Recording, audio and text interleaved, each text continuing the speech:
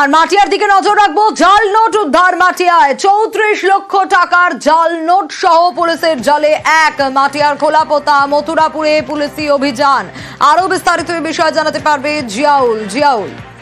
একদম দেখো, বসিরহাটের মাটিয়া থানার মথুরাপুর এলাকায় খোলাপোতা মথুরাপুর এলাকায় গোপন সূত্রে খবর পেয়ে পুলিশ হানা দেয় এবং একটি বাড়ি থেকে প্রায় 34 লক্ষ অর্থাৎ 33,56,300 টাকার নোট অর্থাৎ 200, 500 এবং 2000 টাকার জাল নোট বা উদ্ধার করে। এবং এই বাড়ির মালিক কিন্তু সে পলাতক এবং তার ভাই আব্দুল রাজাকে গ্রেপ্তার করেছে ইতিমধ্যেই। তার কারণ এই বিপুল পরিমাণে টাকা কোথা থেকে আনা হয়েছিল, কোথায় নিয়ে যাওয়া হবে সবটাই কিন্তু জানার চেষ্টা করছে ইতিমধ্যেই পুলিশ। ইতিমধ্যেই এই রাজাকে হেফাজতে নিয়ে তারা জিজ্ঞাসাবাদ করছেন কোথায় কিভাবে এত পরিমাণে টাকা কার উদ্দেশ্যে কোথায় নিয়ে যাওয়ার জন্য মজুত করা হয়েছিল বা কোথায় নিয়ে যাওয়া হবে এমনটাই জানার জন্যই কিন্তু এই রাজাকে গ্রেপ্তার করেছে পুলিশ মাটিয়া থানার। ইতিমধ্যেই তার দাদা অর্থাৎ যে মূল অভিযুক্ত তাই কিন্তু হন্যে হয়ে খুঁজছে। তার কারণ বিশাল পরিমাণে এই অ্যামাউন্ট অর্থাৎ এত প্রায় 34 লক্ষ টাকা কোথা থেকে মজুত করা হয়েছিল এবং কোথা থেকে নিয়ে আসা হয়েছিল সবটাই তদন্ত করে দেখা হচ্ছে। ইতিমধ্যেই কিন্তু মাটিয়া থানা একটা সীমান্তবর্তী এলাকা, ফলে তার জন্যই কিন্তু পুলিশের একটা